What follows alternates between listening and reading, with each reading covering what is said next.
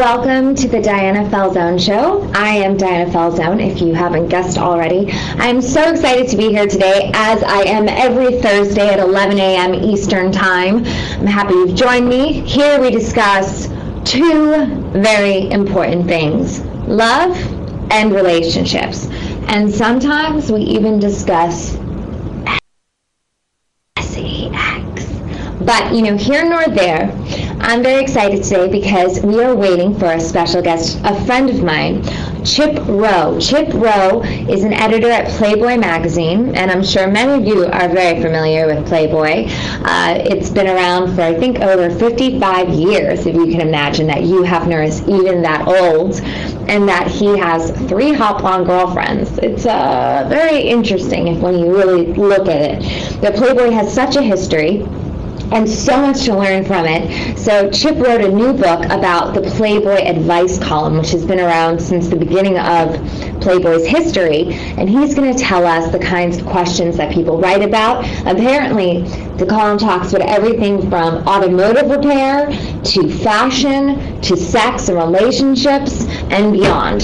So we're going to have a lot of fun picking Chip's brain, and he should be here momentarily. So if you see me looking at my phone, like I am right now, you'll see that I'm looking for Chip, and I think he just called, so hopefully he'll be here. But in the meantime, I don't want to stop us from having a conversation with each other, and I want to open up the forum here, and I want you to raise your hands, because this is a topic that I feel like gets a lot of people confused.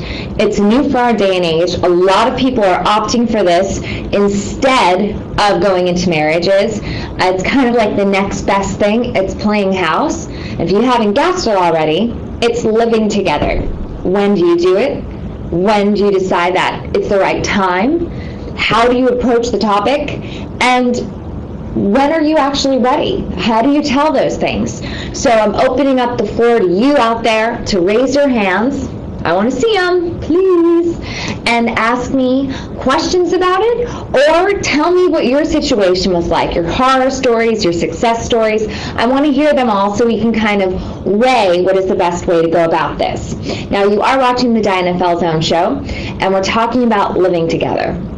I've known a lot of my friends who happen to be in their mid-20s to late 20s, and they say, you know what, I've been with a person for 3 years or 4 years, and there's no ring here, but we know we want to stay together, but financially, we're not ready to get married.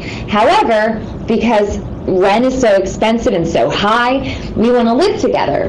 What are the pros and cons of it? I've had this discussion before, and I feel like part of it is that there really is no commitment there, except just a verbal binding agreement that you kind of make together, and you say, listen, we're going to try out this thing, we're going to see what happens.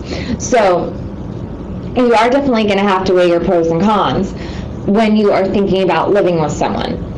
I know from my experience, when you decide to be in that kind of relationship, it does change the dynamic. It's no longer just dating. It's not as carefree. There's definitely more to lose in that situation. So what have your stories been? Have you been in any way really traumatized by living with someone? I've heard horror stories. One of my friends actually moved in with someone after dating them for about 1.5 years, and about 2 weeks later, moved out. She said he became a whole other person. He was the greatest guy, really sweet, really doting, and as soon as she moved in with him, you can believe that that person ended up being a little bit of a control freak, telling them what to do, saying that certain things that she did were really annoying to him. So raise those hands, ask those questions. Today on the Diana Falzone Show, we're talking about living together. What are the do's? What are the don'ts? Is it a bad idea? Is it a good idea? It's an open floor for all of us to discuss this. Gary from New Jersey. Hi, Gary. Hey, Diana. I understand in this day and age, nobody looks twice when a couple moves in and plays house. It's no big thing any longer in most families. Right. There's no stigma attached. But I do know a young couple. They're both, I believe, 20 years of age, and wow. She is with child.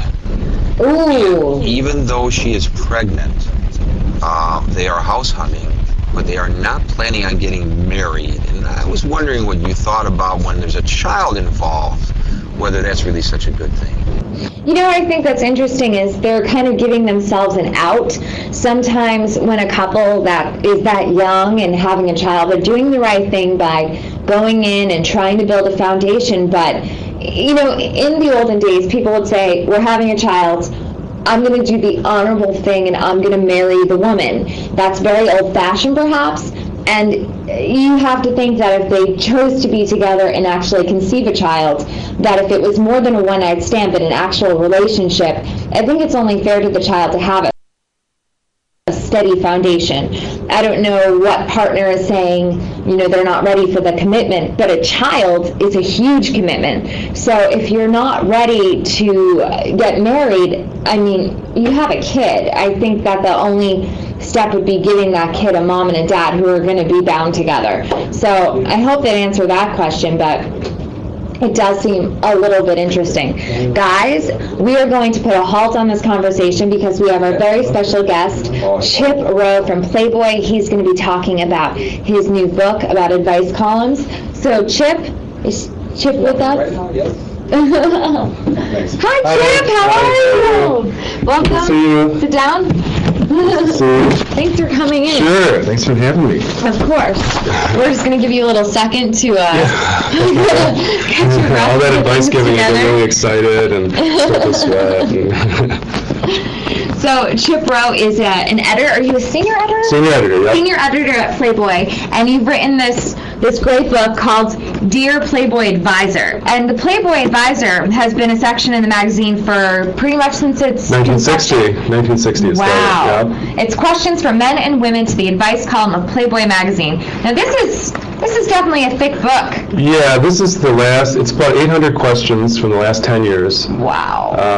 And organized by category. We answer questions about every topic of interest to men besides sex. Right. Sex maybe is number one, but then moving down the line. And so I get about 500 or 600 emails a month. Really? Yeah. How do you sort through them? Well, I just sit down, like I've been doing that the last week. I answer each one individually. Wow.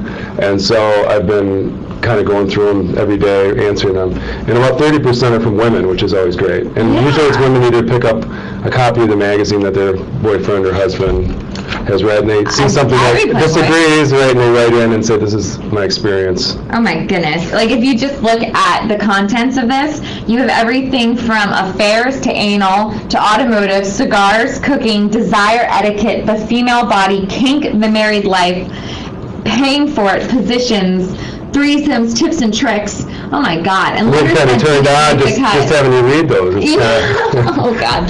But I mean, it's so interesting to me that you can actually,